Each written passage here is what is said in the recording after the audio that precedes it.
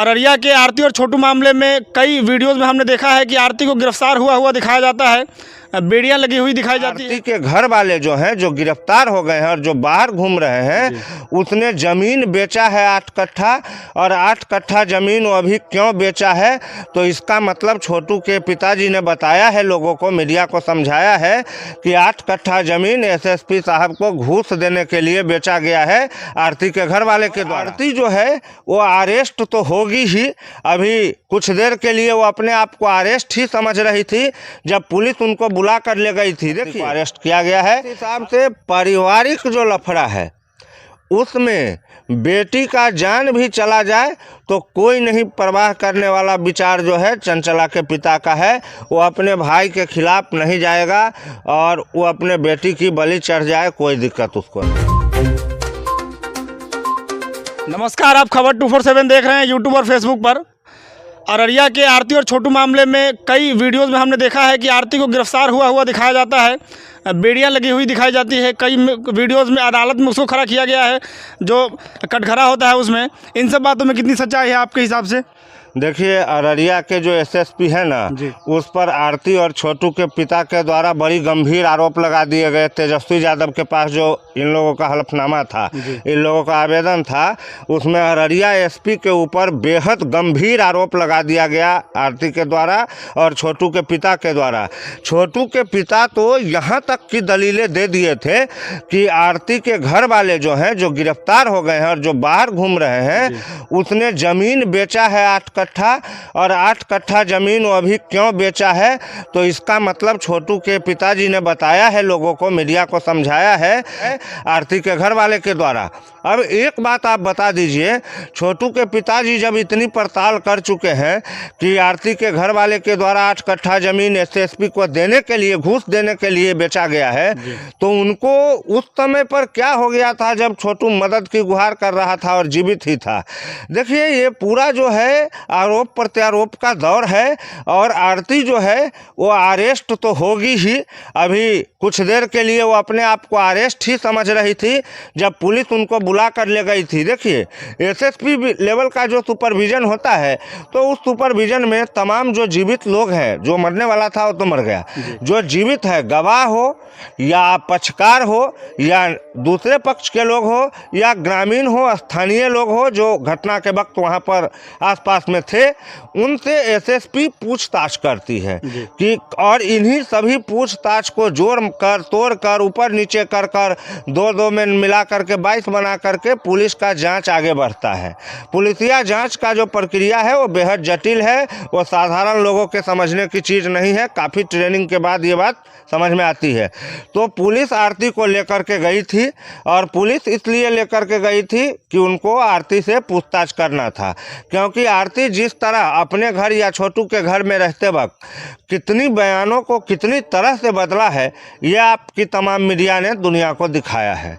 उसके बाद पुलिस को अब डर है, आरती तेजस्वी यादव से भी मिल गई थी, और आरती का जो चाल चलन है, व्यवहार है, उस पर एसएसपी अररिया की नज़र शुरू से ही है कि इस मामले में कहीं ना कहीं आरती का बड़ा भूमिका है, योगदान है, और इसका जो कैरेक्टर है और चरित्र है वो पूरा पाक साफ नहीं है, क्योंकि इस मामले से पूरा जिंदगी वाला से नहीं जोड़ी, इस मामले में जो आरती का कैरेक्टर है वो पूरा पाक साफ नहीं है, और कहीं ना कहीं गंदगी के छींटे आरती के ऊपर भी जरूर पड़े हुए हैं। बात को समझिए और उसी तरह अपना न्यूज़ में चलाइएगा।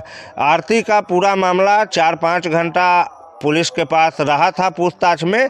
इसे लेकर मीडिया वालों ने खबर बनाई कि आरती को अरेस्ट किया गया है। हालांकि आरती को अरेस्ट किया ही जाएगा। जिस तरह से एसएसपी साहब ने आरती से पूछताछ के बाद का, हालांकि उन्होंने मुंह से तो कुछ बोला नहीं, लेकिन उनका हाव भाव देखकर लग रहा था कि कहीं ना कहीं मामले में आरती शामिल हो जाएगी धीरे धीरे। अच्छा, ये जो अररिया का मामला था आरती छोटू का, तो आरती को महिला मंच की तरफ से सहायता मिलने और तेजस्वी यादव से मिलने के बाद लग रहा है कि समस्तीपुर का पंकज सोनी वाला मामला बिल्कुल ख़त्म हो गया है। देखिए, एक बात कहें, अभी मैं एक दुमका की रिपोर्टिंग देख रहा था, तो वहाँ पर मनीष भैया थे और एक भोजपुरी एक्टर थी, और वही अपना एक चैनल वाला न्यूज़ चला रहे थे। तो वहाँ पर मैंने देखा, वहाँ जो एक्ट्रेस थी भोजपुरी की, वो बोल रही थी कि यहाँ के थानों में सिर्फ कंप्रोमाइज़ होता है, कार्रवाई नहीं होता है। बिल्कुल सही लगा हमें। तो मैं उनसे कहना चाहूँगा कि ये व्यक्तिगत दुमका थाना की बात नहीं है मैडम, ये मामला पूरे बिहार में है, पूरे भारत में है, पूरे झारखंड में है, हर जगह है। थाना का काम जो कार्रवाई है उससे ज़्यादा वक्त मैनेज करने में, कंप्रोमाइज़ करने में जाता है, क्योंकि कंप्रोमाइज़ का जो एक्सटेंशन मनी होता है, जो पैसा लिया जाता है, उसमें पैसा में सिर्फ थानेदार का अधिकार नहीं होता है, उसका एक अलग फाइल होता है कि किस थाना में कितनी उगाही होती है और किस थाना का कितना पैसा ऊपर के ऑफिस में कितना जाता है। जो दरोगा ये बात पहले स्वीकार करता है लाइन में, पुलिस लाइन में, कि मैं जाऊंगा फलाने थाने, वहाँ से आपको 6 लाख रुपया महीना दूंगा, तो उसकी ट्रांसफ़र वहाँ हो जाती है। अगर कोई दूसरा बीच में बोली लगा दी माता है मैं जाऊंगा उस थाने में तो 11 लाख रुपया महीना दूंगा, तो उसका पास हो गया, ये गया। काबिल नाकाबिल, ये वो दुनियादारी, पढ़ाई लिखाई, ये सब सिर्फ किताबी ज्ञान बढ़ाने की बातें हैं। असलियत वाली जब ज़िंदगी की बात होती है तो सारा खेल पैसा का होता है और पैसे के इर्द गिर्द में कार्रवाई होती है और पैसे के तरफ से न्याय होता है।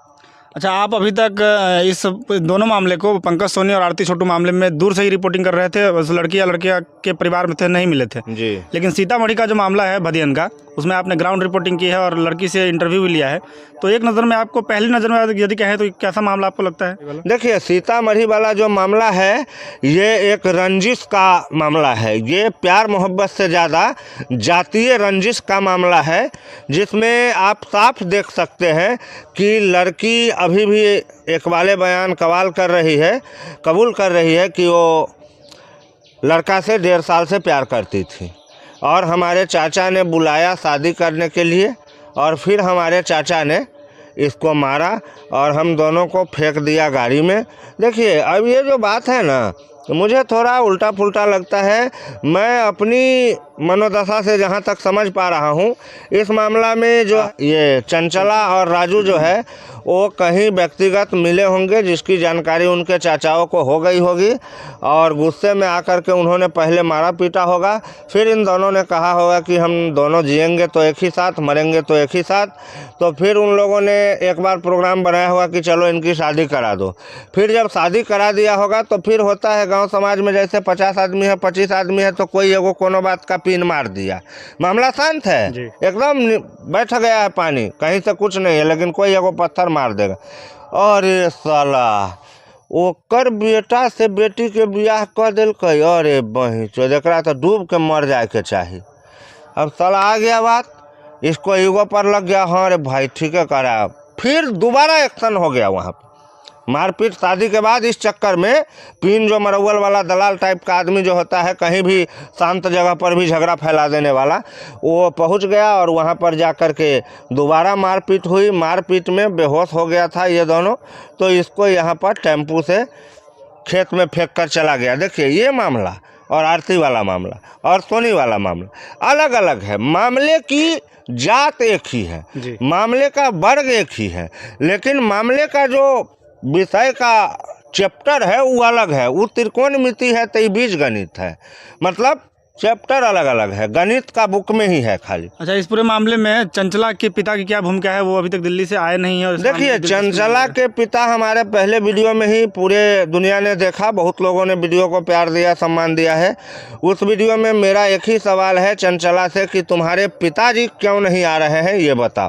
तो मैं जहाँ तक इस पूरी पूछताछ के बाद चंचला ने जो बताया, मैंने सबको दिखाया वीडियो में, उस सब के बाद मुझे लगा कि ये जो परिवार है चंचला का, ये अभी तक साझी है, एक ही जगह है, वो अलग अलग नहीं हुआ है। तो बाहर चंचला के पिता काम उम करते हैं, कमाते हैं, और घर पर जो उनके 2-3 भाई और है वो घर के गार्जियन है। और इस पूरे मामला में चंचला को और चंचला के माँ को दोषी बनाया गया है। वहाँ पर गुनहगार चंचला और उसकी माँ है कि गलत लड़के से प्यार करती है और उसका माँ उसका सपोर्ट करती। इस हिसाब से पारिवारिक जो लफड़ा है उसमें बेटी का जान भी चला जाए तो कोई नहीं परवाह करने वाला विचार जो है चंचला के पिता का है। वो अपने भाई के खिलाफ नहीं जाएगा और वो अपने बेटी की बलि चढ़ जाए, कोई दिक्कत उसको नहीं। चलिए, धन्यवाद आपका समय देने के लिए। फेसबुक पर आप पेज को फॉलो कीजिएगा, यूट्यूब पर चैनल को सब्सक्राइब कर लीजिएगा। जय हिंद।